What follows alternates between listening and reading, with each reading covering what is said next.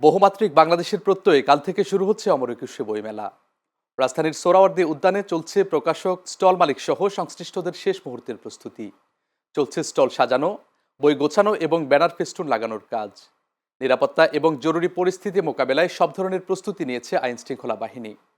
বরাবরের মতো এবারের বইমেলাও হয়ে উঠতে যাচ্ছে সাহিত্য সংস্কৃতির মিলন মেলা। সোহেল রানার শুভর প্রতিবেদন।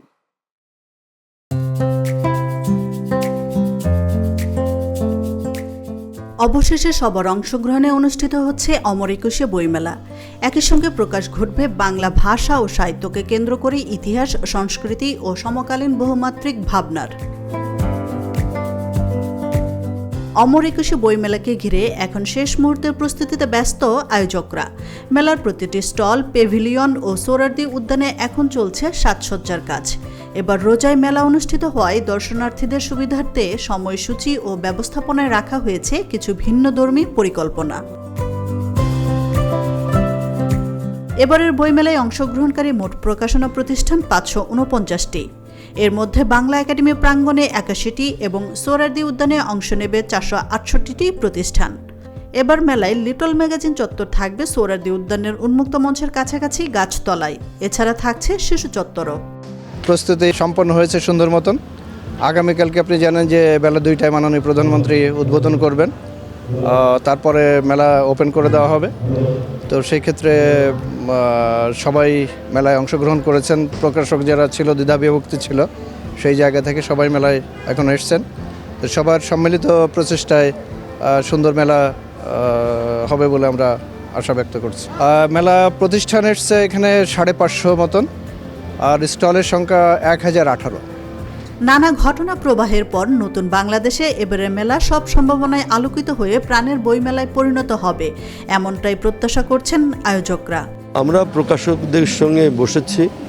একটা বিশেষ বাস্তবতা হচ্ছে দেশের নির্বাচন হয়েছে এবং নির্বাচনের কারণে আমাদেরকে যথাসময়ে এই বইমেলাটা এখানে হয়নি। এই বিষয়গুলো নিয়ে প্রকাশকদের সঙ্গে আমরা কথা বলেছি এবং তাদের সঙ্গে কথা বলেই সবাই মিলেই আমরা করছি। এবছর আমরা 10 দিন আগেও জানতাম না যে আসলে কবে ঠিক শুরু হচ্ছে, আর আমাদেরকে 2 দিন আগে হলো লটারি দিতে হচ্ছে নতুন। এই পরিপ্রেক্ষিতে যে অগ্রগতি আপনি দেখতে পাচ্ছেন, এটা বিস্ময়কর। এবং প্রত্যেক স্টল তৎপর আছে, এনারা আজকে অনেক দূর শেষ করবে, কালকের মধ্যে পুরো কাজ শেষ হয়ে যাবে। ফাগুনের এই শুরুতেই মেলা শুরু হলেই বাংলা একাডেমি প্রাঙ্গণ ফিরে পাবে তার চিরচেনা প্রাণচাঞ্চল্য।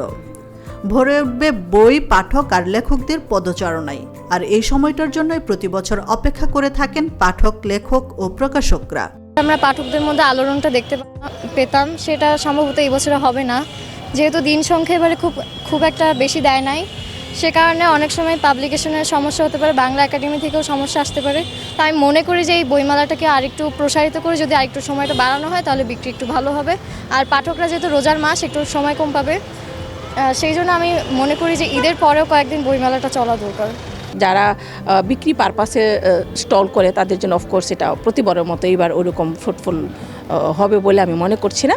বাট তারপরেও 21-এর মেলা তো এটা একটা প্রাণের মেলা, ফেব্রুয়ারি আছে, সো প্রাণের টানে সবাই আসবে। যারা আসার এরা রমাদানেও আসবে। আর এমনি সময় হলো যে রমজান, এই জন্য যে আসবে না এরকম না। যেমন আজকে ফার্স্ট ডে আমি আমার বাচ্চাকে নিয়ে চলে আসছি, so it depends on person to person. নতুন নতুন লেখকের বই বের হবে, তারপর অনেকেরই হচ্ছে পার্সোনাল অনেক লেখক পছন্দ আছে, তাদের নতুন নতুন বই বের হচ্ছে, এটার জন্য অনেকেই হচ্ছে ভিড় হইতে পারে। এদিকে 21-এর বইমেলা ঘিরে নিরাপত্তা ব্যবস্থা জোরদার করা হয়েছে জানিয়ে ডিএমপির অতিরিক্ত পুলিশ কমিশনার মোহাম্মদ সরোয়ার বললেন, এবারের মেলায় মবের কোনো আশঙ্কা নেই। বইমেলায় বাংলা একাডেমি ও সোহরাওয়ার্দী উদ্যান গেট কেন্দ্রিক এবং আভ্যন্তরীণ কয়েক স্তরের নিরাপত্তা ব্যবস্থা থাকবে।